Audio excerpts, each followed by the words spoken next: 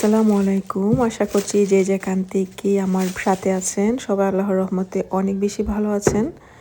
তো আজকে নতুন আরও একটি ব্লগে আপনাদের সবাইকে ওয়েলকাম করছি। আশা করছি ভালো লাগবে আমার আজকের ব্লগটা।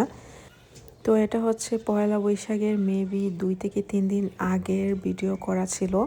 তো ভাবলাম যে যেহেতু অনেক দিন ধরে আপনাদের সাথে আমার কোনো ব্লগ শেয়ার করা হয় না, আমি মাঝে কিছুদিন সিক ছিলাম, তার জন্য আমি কোনো ধরনের ব্লগ বানাতে পারিনি। বিদেশে আসার পর থেকে এটা হচ্ছে আমাদের দ্বিতীয় পয়লা বৈশাখ। তো এবারের পয়লা বৈশাখে আমরা কোথাও যাইনি, যেহেতু আমি সিক ছিলাম তার জন্য আর বের হইনি। আর আসলে কাজে কর্মে এতটাই ব্যস্ত ঘরে বাহিরে, যার জন্য এবার কোথাও যাইনি। তো আসলে পয়লা বৈশাখ আসলেই মনে হয় যেন ইলিশ ভাজা একটু ভর্তা এটা সেটা করি। এমনিতেই তো আসলে করতেই হয়, তারপরেও একটা চারদিকে বাতাসের একটা গন্ধ আছে না পয়লা বৈশাখের। যাই হোক, তো গত বছর আমরা অনেক গঠা করে সবাই মিলে আয়োজন করেছিলাম। এবার সবারই একটু না একটু প্রবলেম, যার জন্য আর এই অনুষ্ঠানটা করা হয়নি। তো এটা হচ্ছে আমি রাত থেকে ব্লগটা শুরু করছি। তো আমার বাসায় আসলে সপ্তাহে একদিন একটা পিৎজা বানাতেই হয়, মানে হচ্ছে আমি বড় করে একটা পিৎজা বানিয়ে রাখি। তো বাচ্চারা স্কুলেও নেয়, লাঞ্চ বক্সে নেয়, তারপর হচ্ছে ওরা সন্ধ্যায় খায়, নাস্তা করে। তো যার জন্য হচ্ছে আমি ফ্রোজেনগুলা খুব বাসায় খুব কমই আনি। তো ওরা ঠিকই পছন্দ করে ফ্রোজেনগুলা, কিন্তু আমার কেন জানি ফ্রোজেনগুলা একদমই ভালো লাগে না। তার কারণ হচ্ছে আমরা বাংলাদেশের যেরকম পিৎজাটা মানে খেয়ে অভ্যস্ত একটু মিষ্টি ধরনের, এখানে হচ্ছে তার উল্টোটা। তো আমার একদমই এখানের ফ্রোজেন পিৎজাগুলো ভালো লাগে না, যার জন্য আমি ট্রাই করি সবসময় বাসায় বানাতে, এবং একসাথে আমি বেশি করে বানিয়ে রেখে দিই। এটাতে 2 থেকে 3 দিন এমনিতেই চলে যায়। তো আমি হচ্ছে এর কোনো রেসিপি ফুললি আপনাদের সাথে শেয়ার করিনি, যতটুকু আশা করি বুঝতে পেরেছেন, যতটুকু দেখিয়েছি। পিৎজার যে রুটিটা, নানটা একদমই ইজি। আমার চ্যানেলে এর রেসিপি আপলোড করা আছে, আপনারা চাইলে দেখে নিতে পারেন। আমি কমেন্টে পিন করে দিয়েও দিব আপনাদের জন্য, যদি দেখতে চান। আর বাকিগুলো তো আপনারা দেখেছেনই কীভাবে করেছি।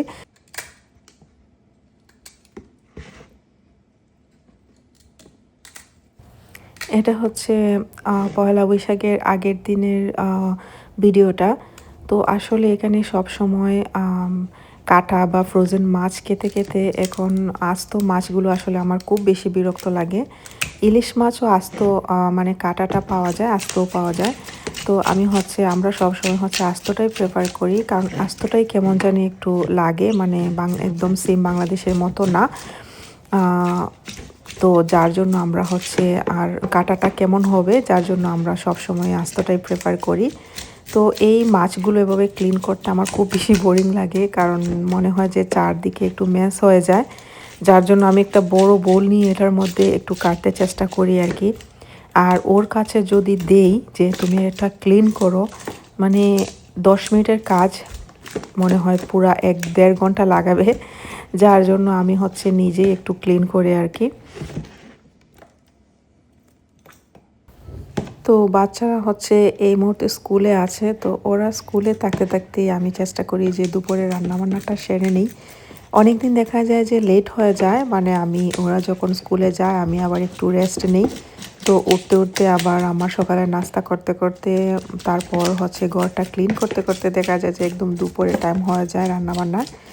তো আসলে মেয়েটা আসার সাথে সাথেই একদম স্কুল থেকে খুবই টায়ার্ড হয়ে আসবে, যার জন্য ওদেরকে সময় দিতে হয়। তো ভাবলাম যে আগে আমি মাছটা কেটে রেখে দিই, কিন্তু দেখা যায় যে কাটতে কাটতে ওরা চলে এসেছে। তো আমি অর্ধেক মাছটা কেটে তারপর আবার ওদেরকে ড্রেস ট্রেস গুলিয়ে তারপর হচ্ছে আবারও রান্না করতে চলে আসলাম আর কি।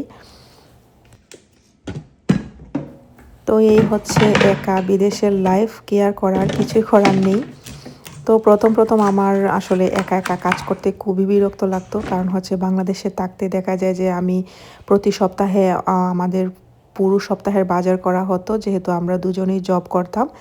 যার জন্য দেখা যেত যে সপ্তাহে শুক্রবারটা অনেক বেশি মাছ আনা হতো, আর এই মাছগুলো বুয়া একবারই কেটে দিয়ে যেত। আমার দেখা যেত যে কোনো কিছুতেই ধরা লাগতো না। আর মাছ পরিষ্কার করতে আমি এমনিতেও তেমন একটা পারি না। তো এখানে আসার পর যখন সব কাজ একসাথে করতে হয়েছিল তখন প্রথম প্রথম খুবই বিরক্ত লাগতো। এখন অবশ্য ইজি হয়ে গেছে ব্যাপারগুলো, আসলে না করেও উপায় নেই।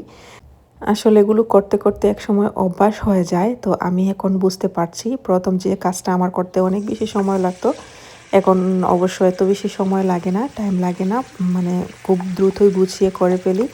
তো যারা অনেক বছর ধরে এখানে আছেন তাদের তো আরও ইজি হয়ে গিয়েছে ব্যাপারগুলো, কিছুই করার নেই, যেখানের যে অবস্থা সেভাবে আমাদের চলতে হবে। তো আজকে হচ্ছে আমি একটু সরিষা ইলিশ করব আর কি।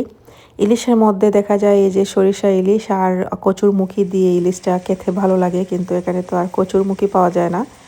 যেটা হচ্ছে চাইনিজ দোকানে পাওয়া যায় এটা হচ্ছে একদম বাংলাদেশি না, একদম পিচ্ছিল না, কেমন যেন একটা আলুর মতো। তো আমি একবার এনেছিলাম, তারপরে আর আনা হয়নি আর কি।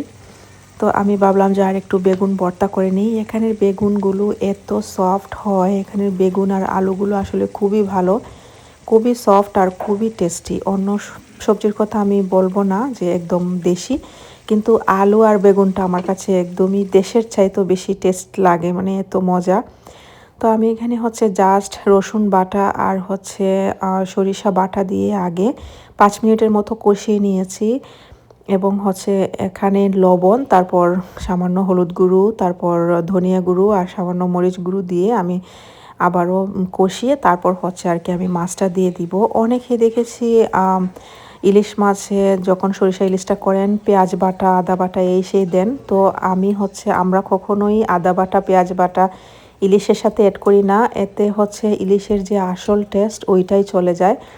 যার জন্য সামান্য একটু হলুদ আর একটু বেশি করে সরিষা বাটাটা দিয়ে করলে অনেক টেস্টি হয়, এবং ইলিশের যে টেস্টটা ওইটা চলে যায় না, এটা একদম 100% থাকে। ওইভাবে যারা করেননি এভাবে করে দেখবেন। এ পর্যন্ত আমার ব্লগের সাথে যারা ছিলেন, যদি আপনাদের ভালো লাগে থাকে আমার আজকের ব্লগটা, তাহলে অবশ্যই আমার সাথে থাকবেন, এবং এখনও যদি আমার চ্যানেলটা সাবস্ক্রাইব করে না থাকেন তাহলে প্লিজ সাবস্ক্রাইব করে পাশে থাকবেন, এবং আপনারা কমেন্ট করবেন আমার ব্লগ আপনাদের কাছে কেমন লাগে এবং কী কী দেখতে চান। তো এক্ষেত্রে আমি অনেক ইন্সপায়ার্ড হই আর কি। আর যারা নতুন আছেন এখন জয়েন করছেন তারা প্লিজ আমার সাথেই থাকবেন সাবস্ক্রাইব করে চ্যানেলটাকে। তো আমি দেখেছি আপনারা আমার ব্লগগুলো পছন্দ করেন, সেভাবে কিন্তু কমেন্ট করতে পারেন, আমার ভালো লাগবে। তো আমি হচ্ছে সামান্য একটু গ্রেভির জন্য আমি একটু সামান্য গরম পানি অ্যাড করে দিয়েছি, আর হচ্ছে কাঁচামরিচ দিচ্ছি কয়েকটা। তো আর এদিকে আমার বেগুনগুলো একদম সেদ্ধ হয়ে গিয়েছে, আমি এখন এটাকে ভর্তা বানিয়ে নিব।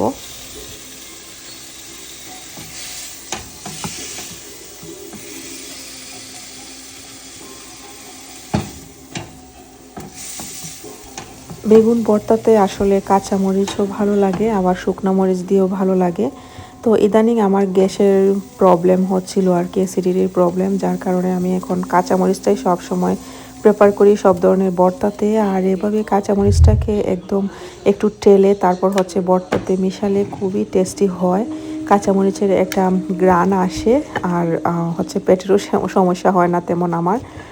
তো আপনারা কে কে কাঁচামরিচ দিয়ে এভাবে ভর্তা করেন কমেন্ট করে জানাবেন, তো বুঝবো যে না আমি না একাই, আরও অনেকেই আছেন।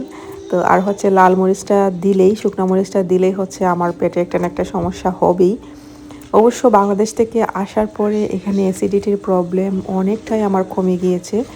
আগে তো হচ্ছে বাংলাদেশে থাকতে অনেক বেশি অ্যাসিডিটি ছিল, দেখা যেত যে প্রতিদিন আমাকে গ্যাসের ওষুধ নিতে হতো। যদি ভুলেও কোনো দিন ওষুধ মিস করতাম তাহলে ওই দিন আমার আর শান্তি হতো না, মানে এত বেশি পেট ব্যথা হতো। তো এই হচ্ছে কাহিনী আর কি। আর এখানে আসার পর যে জিনিসটা আমি আসলে পেয়েছি আমার লাইফ একদম চেঞ্জ করে দিয়েছে, সেটা হচ্ছে গ্যাসের প্রবলেমটা। ওইটার জন্য আমি বাংলাদেশে অনেক কষ্ট করেছি, এখানে আসার পর আল্লাহর কাছে আসলে কোটি শুকরিয়া যে এই জিনিসটা আমার নেই।